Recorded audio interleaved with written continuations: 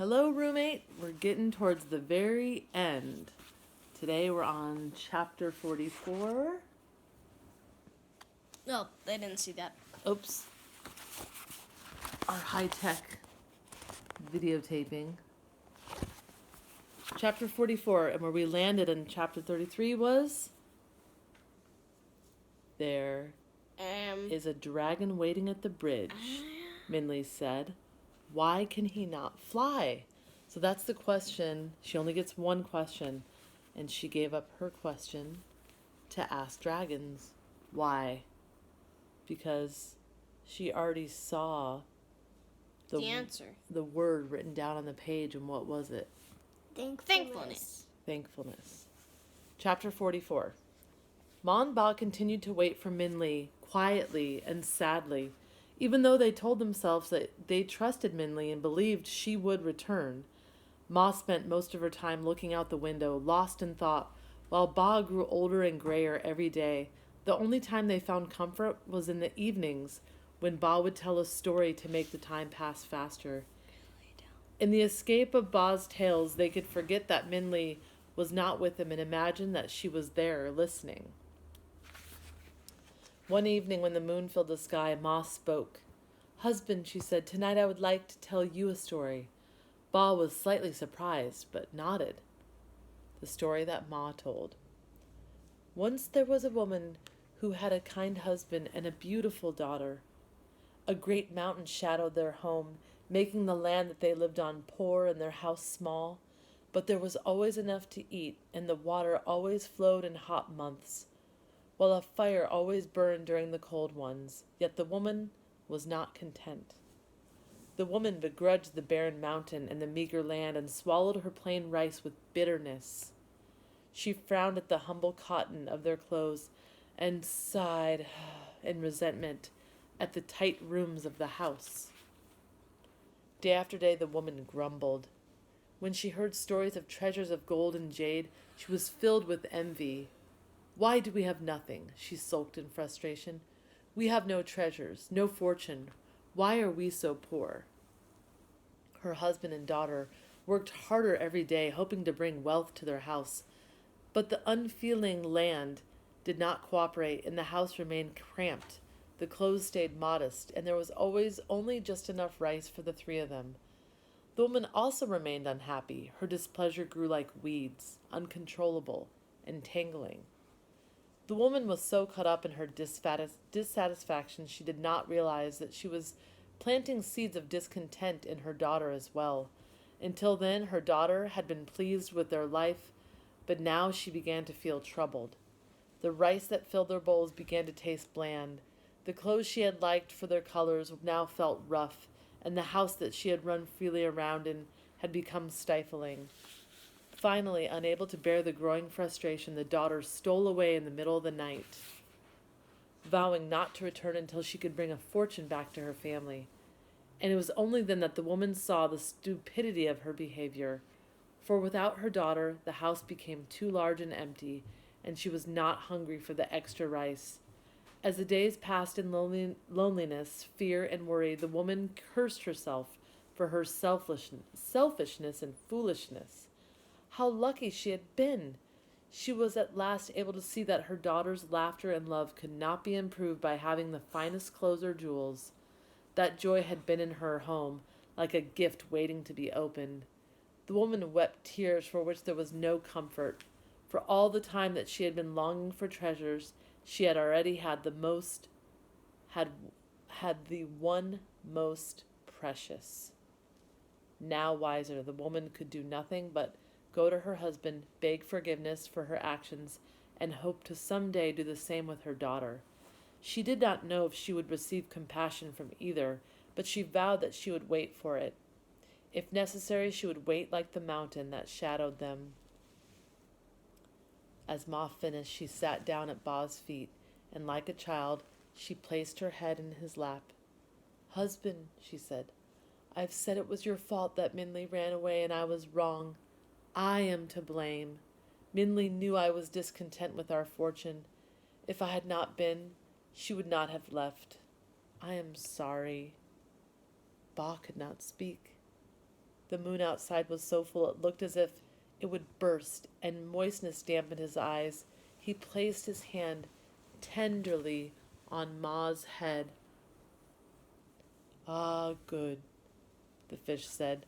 "If you make happy those that are near, those that are far will come." Ma's head raised in a jerk. She looked over at the fish and then looked at Ba, her eyes wide. "Did the fish say something?" she said. I thought they already figured out that the fish could talk. Well, Ba has been hearing it the whole time, but has Ma? Chapter 45. That's good. The dragon waited. Mornings rose, nights fell, but he did not move from that bridge. Every night the stars filled the sky like snowflakes falling on black stone, and then melted away as the sun mounted. When the sun rose, the red strings of the bridge melted into the sky, and the bridge seemed to disappear, only showing itself again at night. A stinging wind blew in a silver mist, and the cold rock was hard and unyielding. Still the dragon waited. But on the third night, just as the moon began to slip down in the sky, Dragon saw a faint figure on the bridge. With a joyous roar, the dragon jumped up and the figure became clearer and clearer. "Min Li, you're back!" Dragon shouted. "Did you see him? Did you ask the old man of the moon my question?" Yes, yes, Min Li laughed as she hugged the dragon. "I asked him and he answered, so now I know. I know how you can fly." "How?" Dragon asked. Min Li climbed onto Dragon's back. With both hands she clenched the stone ball above his head. "Take a deep breath," she said to him, and with a jerk that took all her strength, she yanked the ball off his head. "Ouch!" Dragon yelped, but then he began to smile. "I feel so light," he said, "so light and peaceful." "The old man of the moon said you would not be able to fly until the ball was removed from your head," Min Li told him. "He said it was weighing you down." "It was!" Dragon laughed, and Min Li clutched his neck with her spare arm as he rose into the air. The wind seemed to join their whoop of laughter and sweep them up into the sky as the dragon flew for the first time. The silver clouds embraced them and then parted as the dragon flew through, as if he were rippling the sky. The pale moon looked as if it were smiling at them with a soft glow. As they skimmed the stars, Min Li closed her eyes with delight. As they returned to the ground, the dragon asked, "What about you? Did the old man of the moon tell you how to change your fortune?" Min Li was silent. Dragon turned to look at her. "What happened?" he asked. "He did not tell you?" "I didn't ask," Min Li said. "I was only allowed one question." "What?"